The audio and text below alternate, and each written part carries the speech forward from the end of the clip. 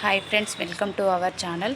ఈరోజు వీడియోలో మనం 5వ తరగతి మన పరిసరాలకి సంబంధించి 5th 6th లెసన్స్ నేర్చుకుందాం. 5th లెసన్ మన శరీర భాగాలు, జ్ఞానేంద్రియాలు, కళ్ళు, ముక్కు, చెవులు, నాలుక, చర్మం ద్వారా చుట్టుపక్కల వివిధ విషయాలకు చెందిన జ్ఞానానుభూతులు కలుగుతాయి. జ్ఞానానికి సంబంధించినవి కాబట్టి వీటిని జ్ఞానేంద్రియాలు అంటారు. పువ్వుల రంగులు కన్నులకి తెలుసు, కోయిల రాగం చెవులకి తెలుసు, మల్లెల వాసన ముక్కుకు తెలుసు, మామిడి రుచులు నాలుకకు తెలుసు, చల్లని వెచ్చని సంగతులన్నీ ఒంటిని కప్పే చర్మానికి తెలుసు. ఇక్కడ జ్ఞానేంద్రియాల గురించి వివరించడం జరిగిందండి. కళ్ళ రక్షణకి తీసుకోవలసిన జాగ్రత్తలు. తగినంత వెలుతురులోనే చదవాలి. చదివేటప్పుడు కంటికి పుస్తకానికి మధ్య 30 సెంటీమీటర్ల దూరం ఉండాలి. వాహనాలలో ప్రయాణిస్తూ చదవకూడదు. ప్రతిరోజు చల్లని నీటితో కళ్ళను శుభ్రం చేసుకోవాలి. టెలివిజన్ చూసేటప్పుడు తగినంత వెలుతురుండాలి. టెలివిజన్ని 2.5 మీటర్ల దూరం నుంచి చూడాలి. నల్లబల్లపై రాసిన అక్షరాలు కనిపించకపోతే టీచర్కి చెప్పాలి. కళ్ళని గట్టిగా నలపడం, రుద్దడం చేయకూడదు. కంటికి పుస్తకానికి మధ్య ఎంత దూరం ఉండాలండి? 30 సెంటీమీటర్ల దూరం ఉండాలి. టెలివిజన్కి మనకి మధ్యలో 2.5 మీటర్ల దూరం ఉండాలి. కళ్ళకలక వచ్చిన వారి రుమాల్ని, టవల్ని ఉపయోగించరాదు. కళ్ళల్లో నీరు కారుతున్నా, కళ్ళు మంటలుగా ఉన్నా, చదివేటప్పుడు అక్షరాలు మసకగా కనిపించిన కంటి డాక్టర్ వద్దకి వెళ్ళాలి. కంటికి వైద్యం చేసే డాక్టర్ను ఆప్థల్మాలజిస్ట్ లేదా కంటి డాక్టరు అంటారు. కంటి ఆరోగ్యానికి క్యారెట్, బొప్పాయి, పాలకూర, బచ్చల కూర మొదలైనవి ఎక్కువగా తినాలి. చెవులు. ఒక వ్యక్తికి పుట్టుక నుంచి చెవులు వినిపించకపోతే అతనికి మాట్లాడడం కూడా రాదు. ఇలాంటి వారి కోసం సైన్ లాంగ్వేజ్ ఉపయోగిస్తారు. సైన్ లాంగ్వేజ్ అనగా గుర్తులు, సైగలతో విషయాలని తెలియజేస్తారు. చెవులు చాలా సున్నితమైన అవయవాలు కనుక ప్రత్యేక శ్రద్ధ అవసరం. జాగ్రత్తలు. పెద్ద పెద్ద శబ్దాలు చెవిని తాకేటప్పుడు చెవులు మూసుకోవాలి. చెవిలోకి నీరు వెళ్ళనివ్వకూడదు. శుభ్రమైన నూలు బట్టతో శుభ్రం చేయాలి. తలపిన్నులు, అగ్గిపుల్లలను చెవి లోపల శుభ్రం చేయడానికి వాడకూడదు. చెవిలో నొప్పి వచ్చినా, ఇంకా ఇతర ఏ సమస్యలున్నా డాక్టర్ని కలవాలి. చెవిలో ఆముదం నూనెలు వేయకూడదు. గబ్బిలం రాత్రిపూట సంచరించే క్షీరదం. అది తన దారిలో ఉన్న అడ్డంకులను తన శబ్దాల ద్వారా గ్రహిస్తుంది. తాను చేసే శబ్దాలు ఆ అడ్డంకులను తగిలి వెనక్కి రావడాన్ని గ్రహించి తన మార్గాన్ని మార్చుకుంటుంది. ఇలా అడ్డంకులను తగిలి వెనక్కి రావడాన్ని ప్రతిధ్వని అంటారు. శబ్దాలు అడ్డంకులను తగిలి వెనక్కి రావడాన్ని ప్రతిధ్వని అంటారు. ఈ మార్గాన్ని అనుసరించి గబ్బిలం తన దారిని మార్చుకుంటుంది. ముక్కు. గాలిని ముక్కు ద్వారా లోపలికి పీల్చుకొనుటను ఉచ్ఛ్వాసం అని, బయటకి వదలడాన్ని నిశ్వాసం అంటారు. ముక్కులో బల్లపం, పెన్సిల్, శుద్ధ ముక్క, చేతివేళ్ళు మొదలైనవి పెట్టుకోకూడదు. ముక్కులో ఏవైనా వస్తువులు ఇరుక్కున్నా, గాలి తీసుకోవడం కష్టమైన వైద్యుని దగ్గరికి వెళ్ళాలి. నాలుక ఆహారం మింగడానికి, మాట్లాడడానికి, రుచులు తెలుసుకోవడానికి ఉపయోగపడుతుంది. ఎక్కువ వేడి, చల్లని పదార్థాలను తిన్నప్పుడు నాలుక రుచిని సరిగా గుర్తించదు. ఆహారం తినే ముందు, తిన్న తర్వాత పుక్కిలించాలి. ఆహార పదార్థాలని నమిలినప్పుడు లాలాజలంతో కలిసి రుచి ఏర్పడుతుంది. దంతాలు లేని వాళ్ళకి ఆహార పదార్థాల రుచి సరిగ్గా తెలియదు. నోట్లోని అన్ని దంతాలు ఒకే రకంగా ఉండవు. దంతాలలో రకాలు ఉంటాయి. దంతాలు 4 రకాలుగా ఉంటాయి. కొరుకు పండ్లు. ఇవి కొరకడానికి ఉపయోగపడతాయి. కోర పండ్లు. ఇవి చీల్చడానికి ఉపయోగిస్తారు. నములు దంతాలు. ఆహారం నమలడానికి ఉపయోగపడతాయి. విసురు దంతాలు. ఇవి నమిలిన పదార్థాలను పిండిలా చేయడానికి ఉపయోగపడతాయి. దంతసూత్రం 2123/2123. పై దవడలో 2123 × 2, కింది దవడకి సంబంధించి 2123 × 2.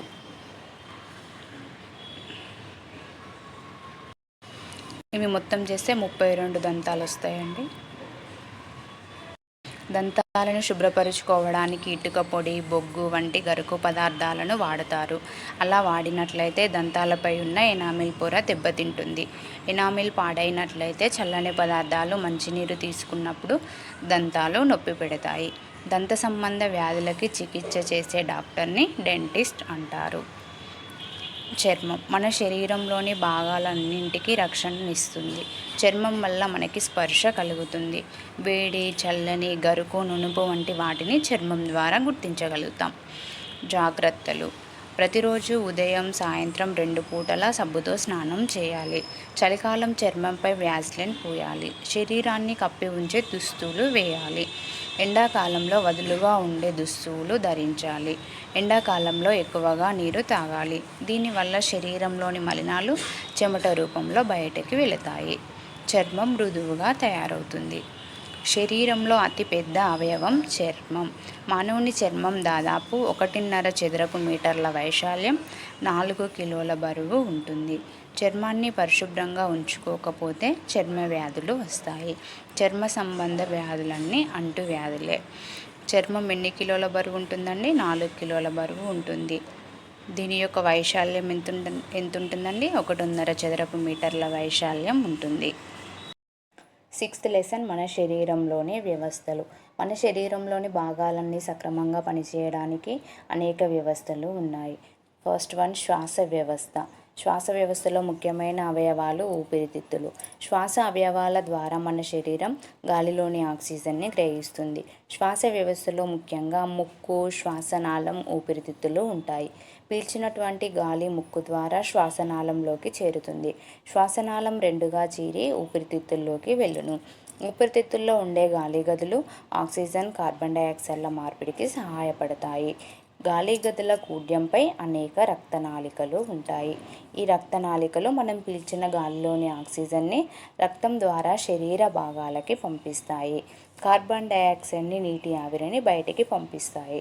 ఊపిరితిత్తులకి సంబంధించిన వ్యాధులకి చికిత్స చేసే డాక్టర్ను పల్మోనాలజిస్ట్ అంటారు. సెకండ్ వన్ రక్త ప్రసరణ వ్యవస్థ. ఇందులో ముఖ్యమైన అవయవం గుండె. లబ్డబ్ లబ్డబ్ లబ్డబ్. వినండి వినండి వినండి.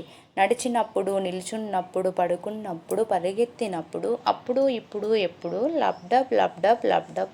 వినండి వినండి వినండి. ఇక్కడ గుండె పనిచేసే విధానాన్ని చెప్పడం జరిగిందండి. గుండె అనేది నడిచినా, నిల్చున్నా, పడుకున్నా, పరుగెత్తినా, ఎటువంటి పని చేస్తున్నప్పుడు కూడా గుండె కొట్టుకోవడం అనేది ఎప్పటికీ జరుగుతూనే ఉంటుంది. గుండె మొత్తం శరీరానికి రక్తాన్ని సరఫరా చేస్తుంది. రక్తం శరీరంలోని ప్రతి భాగానికి, మనం తిన్న ఆహారాన్ని, ఆక్సిజన్ని రక్తనాళాల ద్వారా వివిధ భాగాలకి తీసుకెళ్తుంది. శరీర ఉష్ణోగ్రతని క్రమబద్ధీకరించడానికి, రోగకారక క్రిములపై పోరాడడానికి రక్తం ఉపయోగపడును. రక్తంలో ఎక్కువగా ద్రవరూపంలో ఉన్న ప్లాస్మా ఉంటుంది. రక్త కణాలు 3 రకాలుగా ఉంటాయి. ఫస్ట్ వన్ ఎర్ర రక్త కణాలు, సెకండ్ తెల్ల రక్త కణాలు, థర్డ్ది రక్త ఫలకికలు. ఈ యొక్క ఎర్ర రక్త కణాలు శరీరంలో ఉన్నటువంటి అన్ని కణాలకి ఆక్సిజన్ని అందిస్తాయి. తెల్ల రక్త కణాలు అనేటివి రోగకారక క్రిములతో పోరాడతాయి. రక్త ఫలకికలు ఇవి రక్తం గడ్డకట్టడంలో సహాయపడతాయి. గుండెకి సంబంధించిన వ్యాధులకి చికిత్స చేసే డాక్టర్ను కార్డియాలజిస్ట్ లేదా హృద్రోగ నిపుణులు అంటారు. ఎవరి గుండె వారి పిరికిడి పరిమాణంలో ఉంటుంది. గుండెలో 2/3 వంతు ఛాతీలో ఎడమ వైపున ఉంటే 1/3 వంతు కుడివైపున ఉండడం జరుగుతుంది.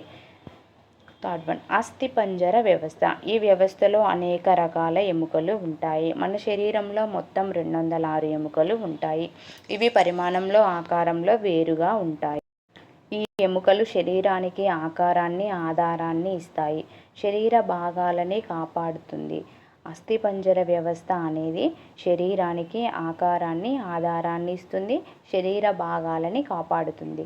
తలలోని ఎముకల చట్రాన్ని పుర్రె అంటారు. ఈ పుర్రె అనేది మెదడుని రక్షిస్తుంది.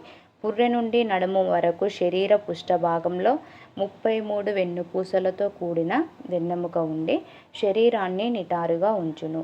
దీనిలో వెన్నుపాము ఉంటుంది. వెన్నెముక అనేది శరీరాన్ని నిటారుగా ఉంచడానికి ఉపయోగపడుతుందండి. దీని లోపల వెన్నుపాము ఉంటుంది. ఈ వెన్నెముక అనేది 33 వెన్నుపూసలతో ఏర్పాటు కావడం జరిగింది. కాల్షియం ఎముకలను దృఢంగా ఉంచుతుంది. ఈ కాల్షియం అనేది పాలు, ఆకుకూరల్లో ఎక్కువగా లభిస్తుంది. రోజు శరీరానికి ఎండ తగలడం వల్ల డి విటమిన్ లభిస్తుంది. దీనితో ఎముకలు, చర్మం ఆరోగ్యంగా ఉంటాయి. ఎముకలకు సంబంధించిన వైద్యం చేయు డాక్టర్ను ఆర్థోపెడిషియన్ అంటారు. నెక్స్ట్ వన్, జీర్ణ వ్యవస్థ. మనం నోటి ద్వారా తీసుకున్న ఆహారం నోట్లో కొంత మార్పుకి లోనవుతుంది. ఆ తర్వాత అవి అనేక మార్పులకి గురవుతాయి. ఘన ద్రవ రూపంలో ఉండే పదార్థాలు రక్తంలో కలిసి సరళ పదార్థాలుగా మారతాయి. అలా మారే ప్రక్రియ నోటితో మొదలవుతుంది. ఇక్కడ చూడండి ఫ్రెండ్స్, ఘన ద్రవ రూపంలో ఉండే ఆహార పదార్థాలు రక్తంలో కలిసేలాగా సరళ పదార్థాలుగా మారతాయి. అలా మారే ప్రక్రియ నోటితో మొదలవుతుంది. మిగిలిన పదార్థం ద్రవ పదార్థాలుగా మారి రక్తంలో కలవగా మిగిలిన పదార్థం ఏదైతే ఉంటుందో అది మలం రూపంలో శరీరం వెలుపలకి వస్తుంది. కడుపు కిటికీ అనే ప్రయోగం ద్వారా డాక్టర్ బీమంట్ 1822లో కడుపులో బుల్లెట్ గాయమైన మార్టిన్ అనే సైనికుడికి ఈ యొక్క డాక్టర్ బీమంట్ వైద్యం చేయాల్సి వచ్చింది. ఆ సమయంలో మార్టిన్ వయసు 18 సంవత్సరాలు. గాయం కాకముందు మార్టిన్ ఆరోగ్యవంతుడు. డాక్టర్ బీమంట్ గాయాన్ని కడిగి శుభ్రం చేసి కట్టుకట్టాడు. ఏడాదిన్నర తర్వాత గాయం నయమైంది. కానీ కడుపులో ఒక పెద్ద రంధ్రం ఏర్పడింది. ఈ రంధ్రం గుండా చర్మపు పొరను ఒత్తి కడుపులోని ద్రవాన్ని గొట్టం సాయంతో తీసుకొని బీమంట్ మార్టిన్ కడుపుపై 9 సంవత్సరాలు రకరకాల ప్రయోగాలు చేశాడు. దీనికోసం గొట్టం సహాయంతో జీర్ణరసాన్ని కొంచెం కడుపు నుండి తీసుకున్నాడు.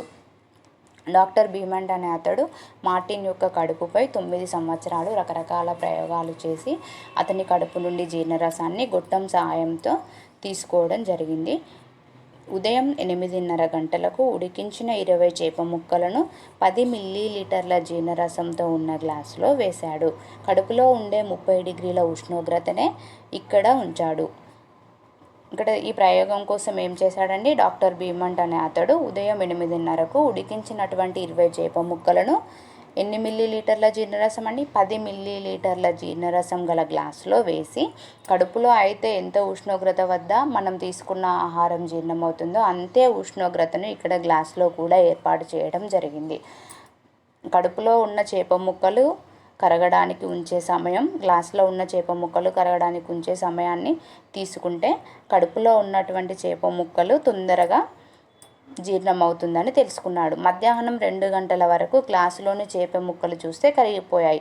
ఉదయం 8:30కు వేసిన చేప ముక్కలు మధ్యాహ్నం 2 గంటల వరకు మొత్తం కరిగిపోయాయండి. డాక్టర్ బీమంట్ ఈ ప్రయోగాన్ని రకరకాల ఆహార పదార్థాలను ఉపయోగించి చేశాడు. మార్టిన్కి ఇచ్చినటువంటి ఆహారాన్నే గ్లాసులో ఉంచాడు. బయటి కంటే కడుపులోనే ఆహారం తొందరగా జీర్ణమవుతుందని తెలుసుకున్నాడు. ఇక్కడ ఆహార పదార్థాలు ఇవ్వడం జరిగిందండి. ఫస్ట్ వన్, ఆహార పదార్థం మరిగించని పాలు. ఇవి కడుపులో జీర్ణం కావడానికి పట్టినటువంటి సమయం, జీర్ణరసాలు గల గ్లాసులో జీర్ణం కావడానికి పట్టినటువంటి సమయం ఇక్కడ మనకు ఒక పట్టిక రూపంలో ఇవ్వడం జరిగిందండి. ఇందులో ఫస్ట్ వన్ చూస్తాం, మరిగించని పాలు. కడుపులో జీర్ణం కావడానికి 2 గంటల 15 నిమిషాల సమయం పట్టిందండి. జీర్ణరసాలు గల గ్లాసులో 4 గంటల 45 నిమిషాలు సమయం పట్టింది. మరిగించిన పాలు కడుపులో 2 గంటల సమయం, జీర్ణరసాలు గల గ్లాసులో 4 గంటల 15 నిమిషాలు.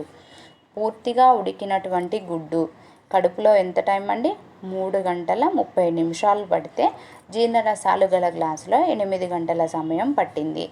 సగం ఉడికినటువంటి గుడ్డు కడుపులో 3 గంటల సమయం పడితే జీర్ణరసాలు గల గ్లాసులో 76 గంటల 30 నిమిషాల సమయం పట్టింది.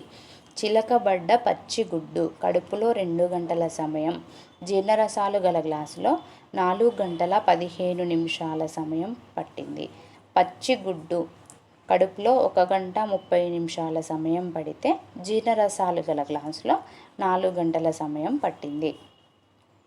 మళ్ళొకసారి చూడండి ఫ్రెండ్స్, మరిగించని పాలు కడుపులో 2 గంటల 15 నిమిషాలు, జీర్ణరసాలు గల గ్లాసులో 4 గంటల 45 నిమిషాలు. మరిగించిన పాలు కడుపులో 2 గంటలు, జీర్ణరసాలు గల గ్లాసులో 4 గంటల 15 నిమిషాలు. పూర్తిగా ఉడికినటువంటి గుడ్డు కడుపులో 3 గంటల 30 నిమిషాలు, జీర్ణరసాలు గల గ్లాసులో 8 గంటలు.